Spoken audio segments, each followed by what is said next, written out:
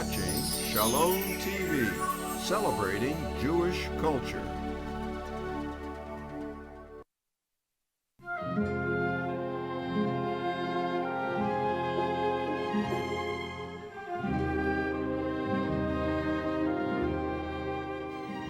Hello, I'm Mark Golub, and welcome to the first in our series which we entitled Jewish 101.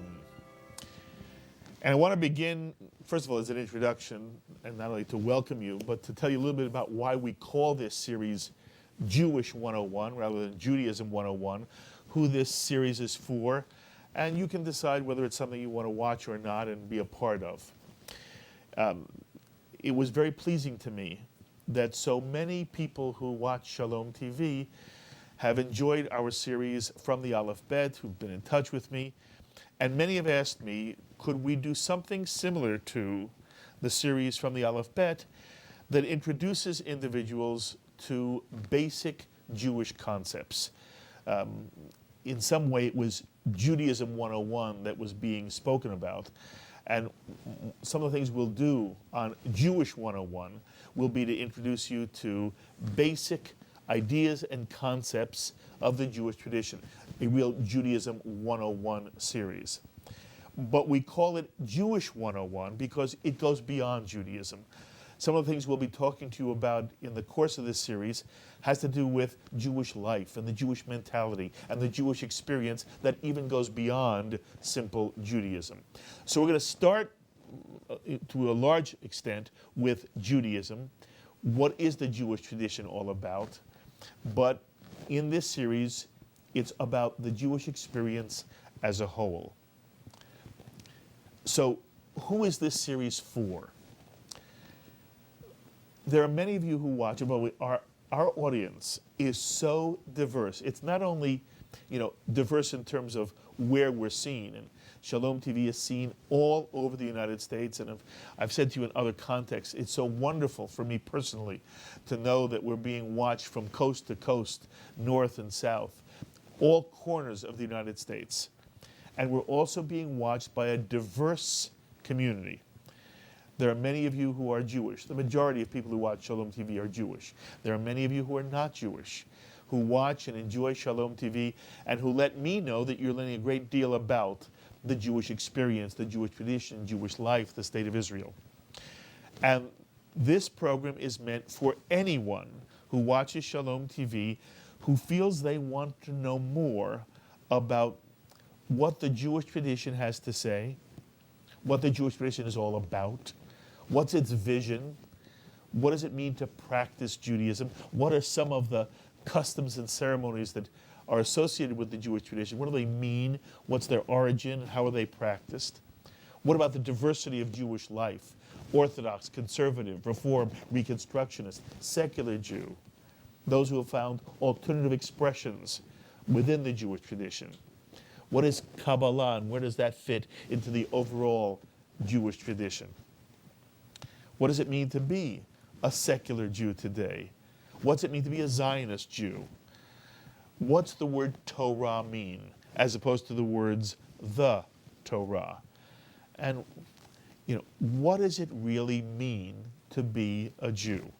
If any of these questions are of interest to you, this series is for you. And I know that there are many of you who watch Shalom TV who already have a very rich and deep Jewish education. There are those of you who have a yeshiva background, a very strong day school background, a strong Talmud Torah background. And you may say to yourself, in terms of Judaism 101 and Jewish 101, I don't need that. You might find some of the things interesting, but if you're really already conversant with much of the Jewish tradition and what Judaism teaches and customs and ceremonies, I don't know that Judaism 101 will be of primary interest to you. On the other hand, if you are a typical American Jew, or if you're a typical American who has some vague notion of what Jewish is about, what the Jewish tradition is about, what Judaism is about, you've heard phrases, Bible, Torah. You may have heard the word Talmud. You don't know what it means. You may see Jewish practices even be used to doing them, and you may not really understand what's the point behind them. And I keep coming back to the word vision. What's the vision of the Jewish tradition? And what is true of every philosophy of life. And the Jewish tradition is a philosophy of life. Religions are a philosophy of life. And then there are secular philosophies of life. All of them have one primary goal: to in some way explain to us as human beings what is human existence all about. How do we as human beings fit into this world, this cosmos, this universe? Every philosophy of life is an attempt to explain to us what's the meaning and the purpose and the point of it all. And the Jewish tradition has a vision. Other religious traditions have their own vision. Sometimes the visions, by the way, are similar. In some instances, they are even identical. But in their totality, each religious tradition, each philosophy, and the Jewish tradition has a basic, coherent view that it's trying to explain to those who want to take time to learn. And so what we'll be doing in Jewish 101, especially when we deal with Judaism, is trying to understand what is the Jewish tradition's view of the world, view of human beings, of humanity, the relationship between human beings and the divine in this universe, and what hopefully human life has as the basis of its meaning. What does it mean to be ultimately a human being living in this world? And the Jewish tradition has worlds to say about what it means to be a loving, responsible, lovely human being in this world, and has a great deal to say about what it means to be a committed Jew. And those are some of the things which you may be interested in understanding. And what is also true, it's true, by the way, I believe, about every philosophy of life, every religious tradition. It's certainly true about the Jewish tradition. There's no one Jewish answer. There's no one Jewish approach to life as a whole. And I'm not here to suggest that there is something written in stone and that on this series of programs, Jewish 101, we're going to read off the stone. And the truth is, a lot has to do with the individual who's doing the teaching. Any individual who teaches is bringing his or her own experience, his own perceptions, his own perspectives, her own understanding of what the Jewish tradition has to say. And whether one reads this philosopher or that philosopher, whether one studies with this rabbi or that rabbi, this teacher, that teacher, what one is really trying to find is someone whom one can connect with. And I never suggest that the only Jewish approach is the one I'm going to be offering you on Judaism 101. But as you study with me, as you learn with me, whether it's Judaism or other aspects of Jewish life, what I'll be trying to do is give you a sense of what mainstream, traditional Jewish life has been. And I'll try also to be honest and say to you, there are other expressions here and other things you should understand. And I encourage you as much as possible to study with, number one, as many people as you can, and number two, to find someone you connect with. And so there's a certain humility I bring to doing Judaism 101 or Jewish 101 with you here on Shalom TV on this series. And what's also interesting about Jewish life, and I don't know if it's true of other communities as well, I know it's true in the Jewish community. There are many Jews who have an instinctive sense of what being Jewish is all about, who know that there's something very wonderful about it, something even important about it for them as Jews, but they're unable to articulate it. Why? It has to do with the methodology of teaching in the Jewish community, in Jewish life.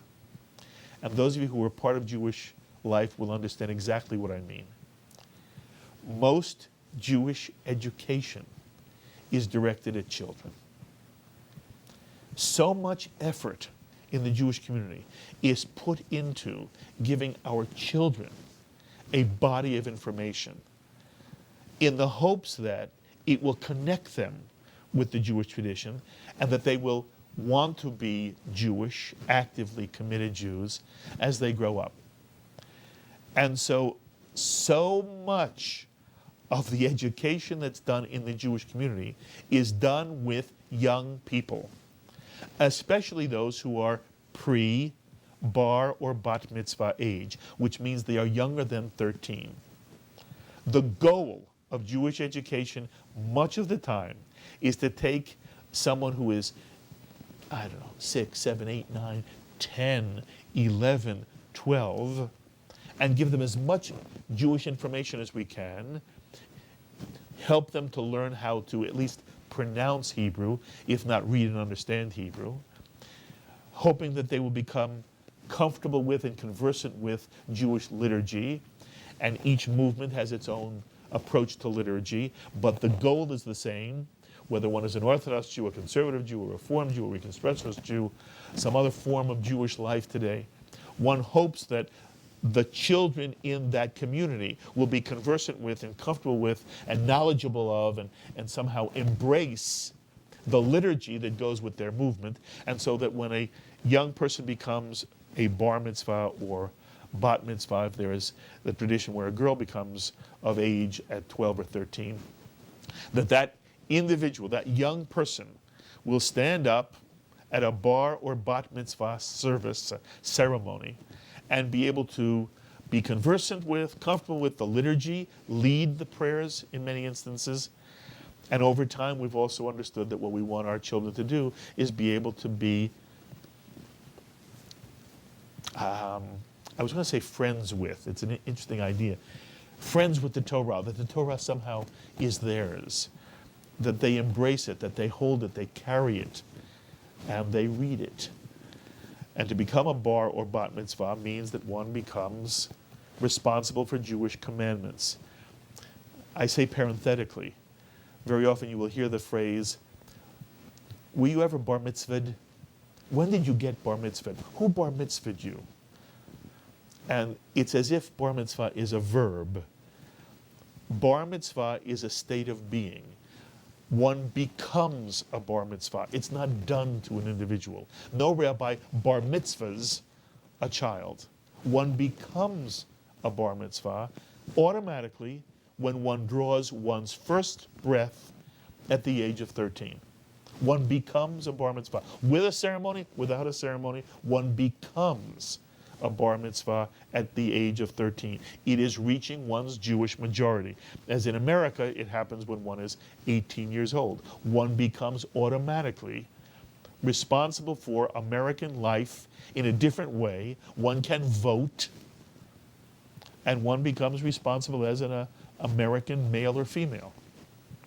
In the Jewish tradition, it's the exact same thing. One becomes a bar or a bat mitzvah in the traditions where there is a bat mitzvah for girls at the age of 13. At the age of 13, one draws a breath, one is a bar mitzvah. One has become a bar mitzvah. And I want to give you an example. I want to tell you a story of something that once happened to me that illustrates why it's so important to understand that one doesn't get bar mitzvahed, one becomes a bar mitzvah. I was meeting with a man, he was in his 40s, very lovely gentleman. And we were talking about the possibility of my being the rabbi at his wedding, his chuppah. And we were talking, and he said to me, you know, I have to tell you, Rabbi, I'm not bar mitzvahed. I was never bar mitzvahed. can I be married by a rabbi?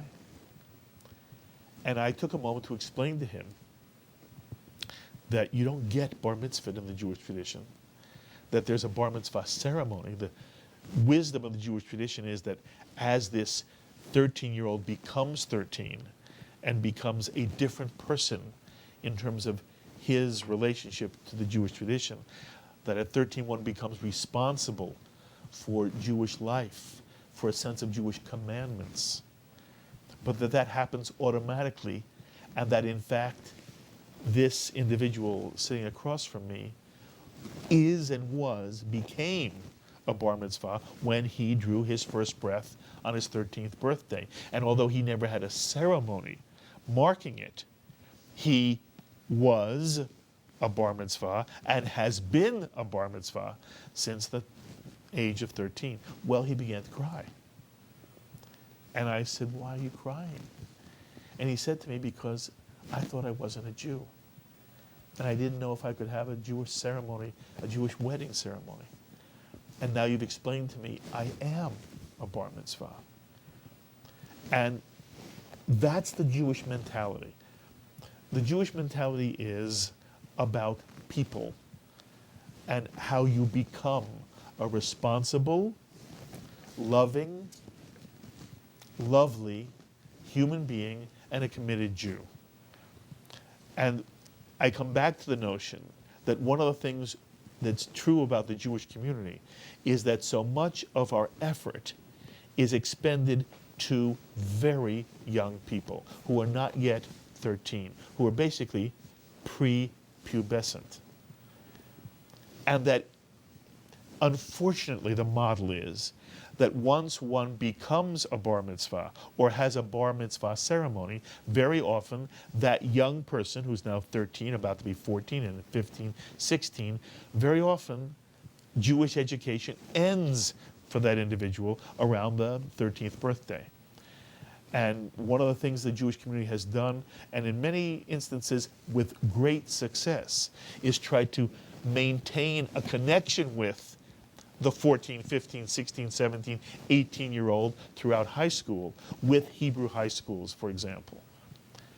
Trying to maintain a relationship where there can be ongoing Jewish education.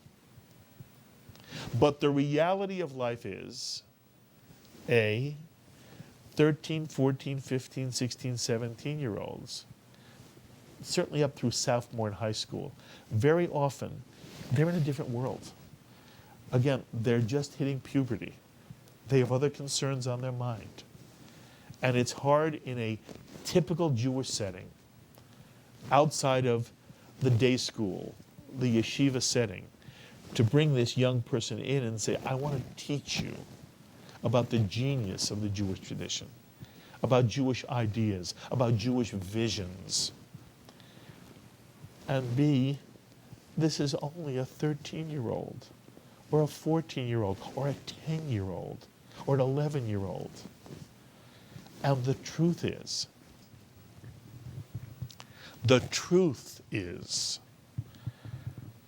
that the Jewish tradition is not for children. The wisdom, the genius, the insights of the Jewish tradition are not for children. The Jewish home is for children.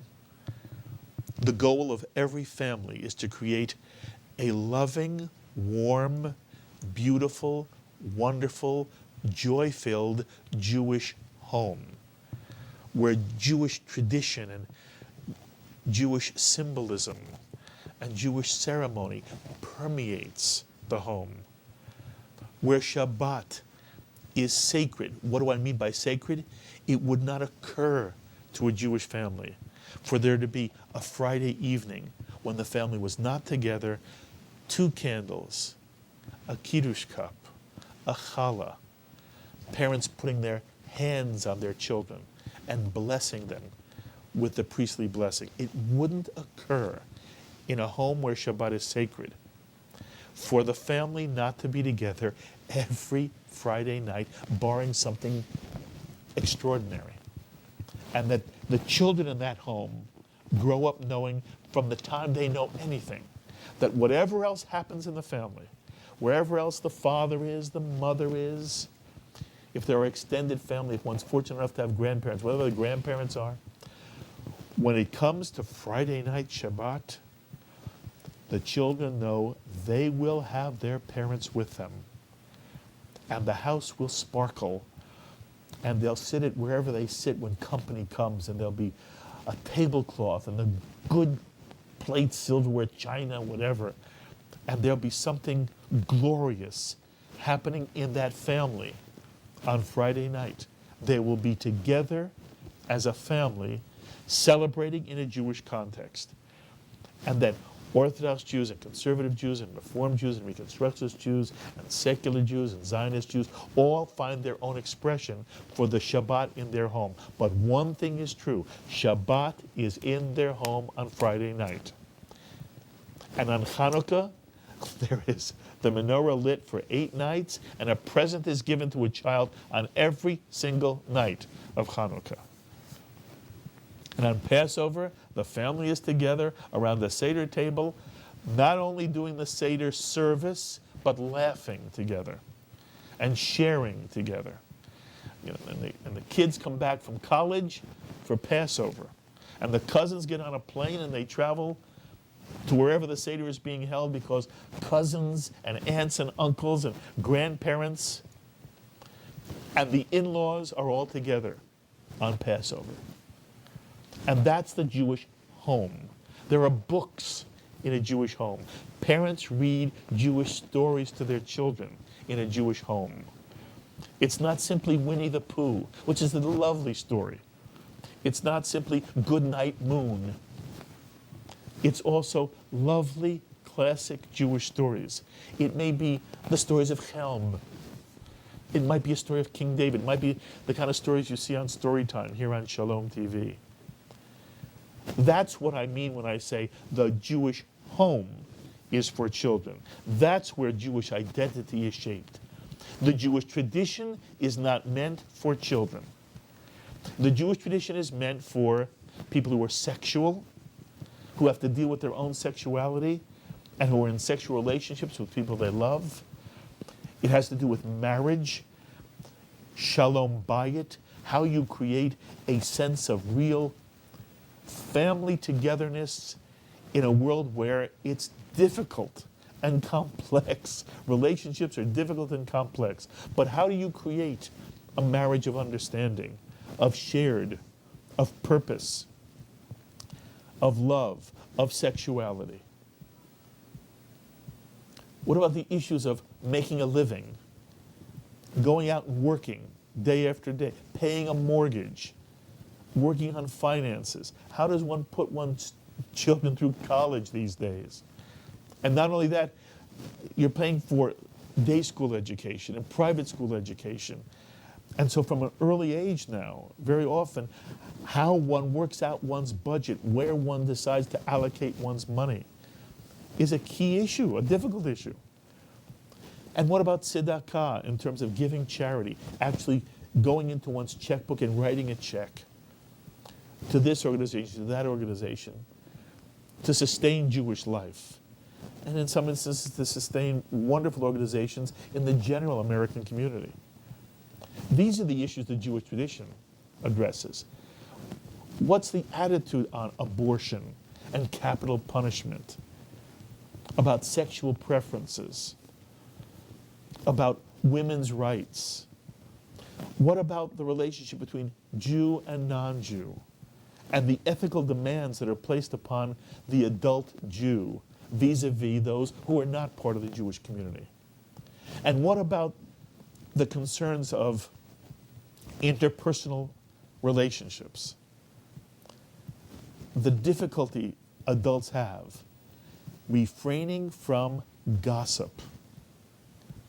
If, there are some people who say to me, if we don't talk about other people, we have nothing to talk about. And yet the Jewish tradition addresses the extent to which talking about other people, and I'm not even talking about slander, it can even be true, but talking about other people in a way that demeans them is absolutely forbidden in the Jewish tradition.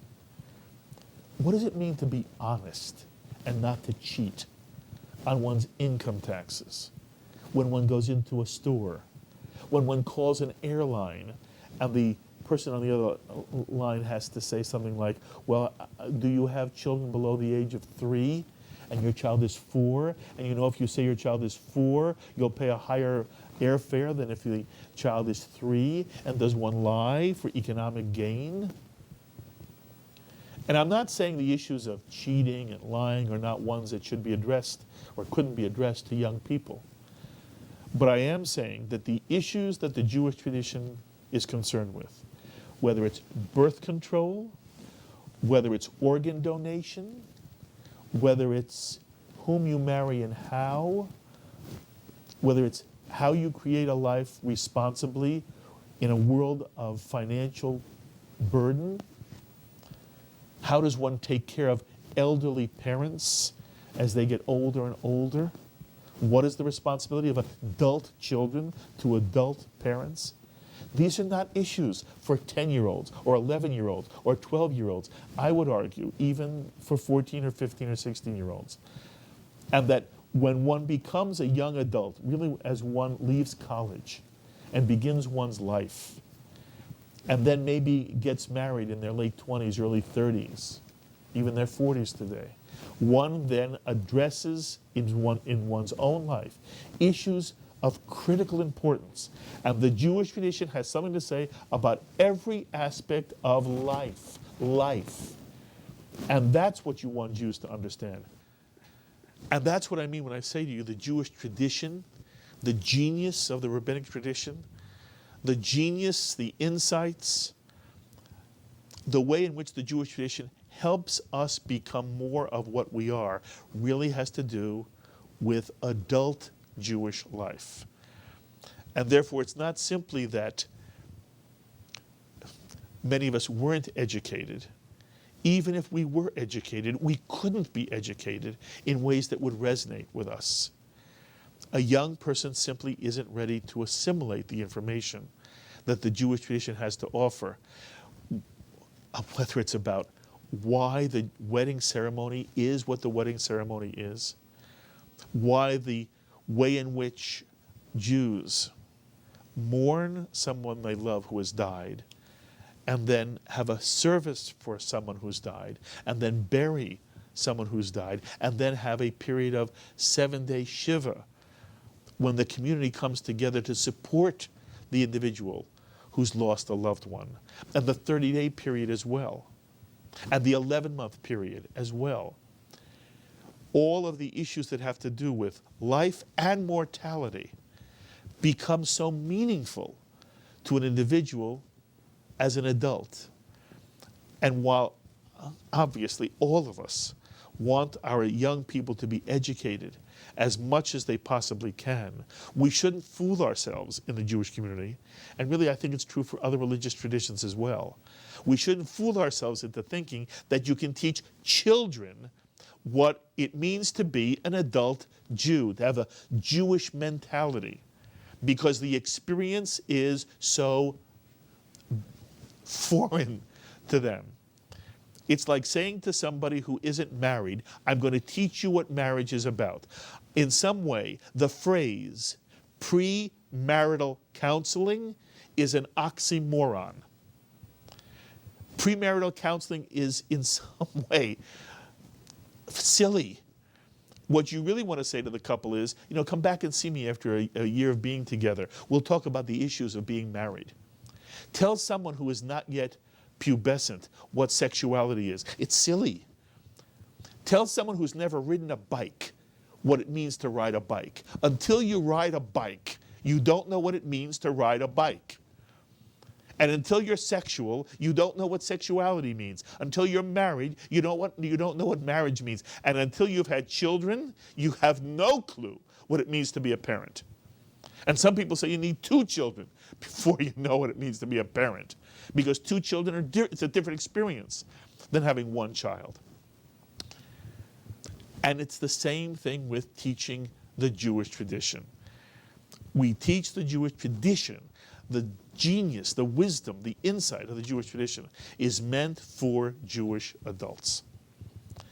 And on this series, Jewish 101, we're going to be taking a look at, and I keep using the word genius, just the understanding, the embracing, the vision that the Jewish tradition has when it looks at the entire experience of Jewish life.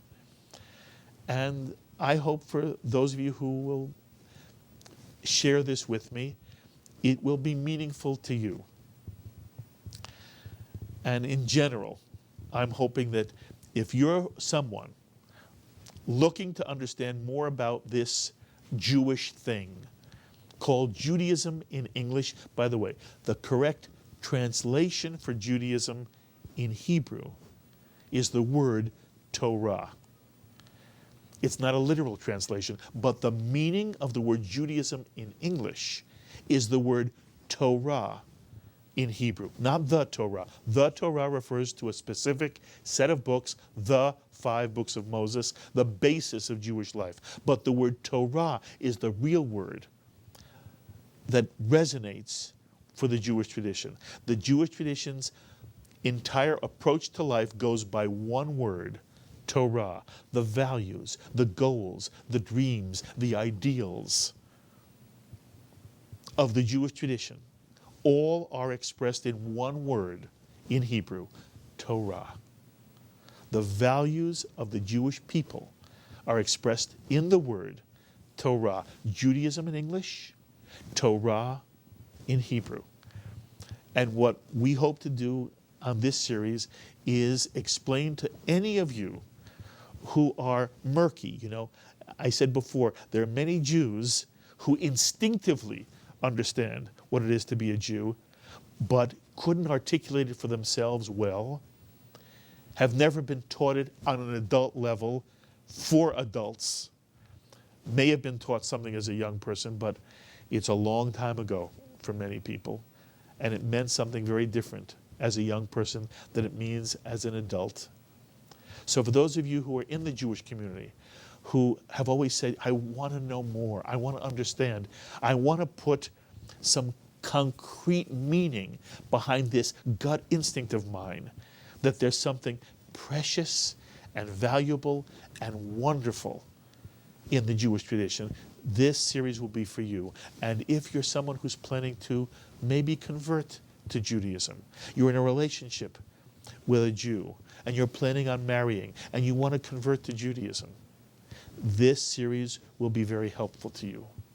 And if you're someone outside the Jewish community, but you've always been interested in understanding, either simply because you're curious and love learning, or maybe you see this as the basis of your own, perhaps Christian tradition, and you want to understand what is the Jewish basis upon which Christianity is built, this series is for you.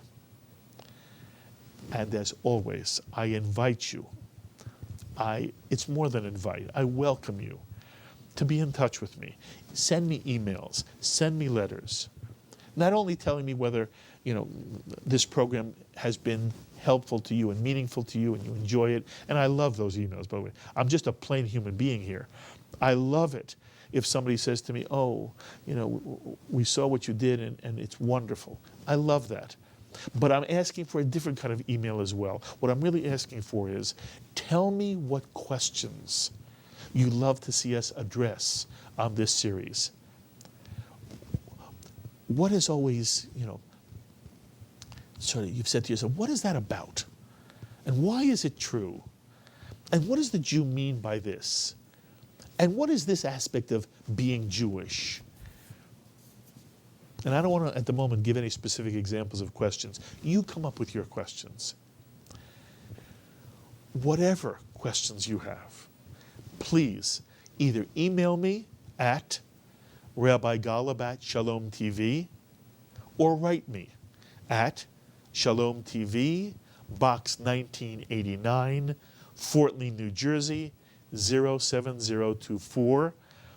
And I promise to either write you back, and I try to respond to every single person who sends me an email, or, and maybe it's and/or, include your questions in the material we will be presenting to you on this series, Jewish 101. By the way, if you want to know what materials you should have with you when we begin to study together, this is the book that I would ask you to have. And when I'm saying this book, it's not that you have to have this particular version. This is the Chumash. This is the 5 books of Moses in a book form. It's called the Pentateuch, from the Greek for 5. Any Chumash, any Torah, any Bible that you can get that has English, and Hebrew would also be nice, but what I'm really looking for is the English for you. You will be able to follow along as we do passages from the Torah as we learn about Torah in general. And that's the first session in our series, Jewish 101. For all of us, I'm Mark Golub. Be well, my friends.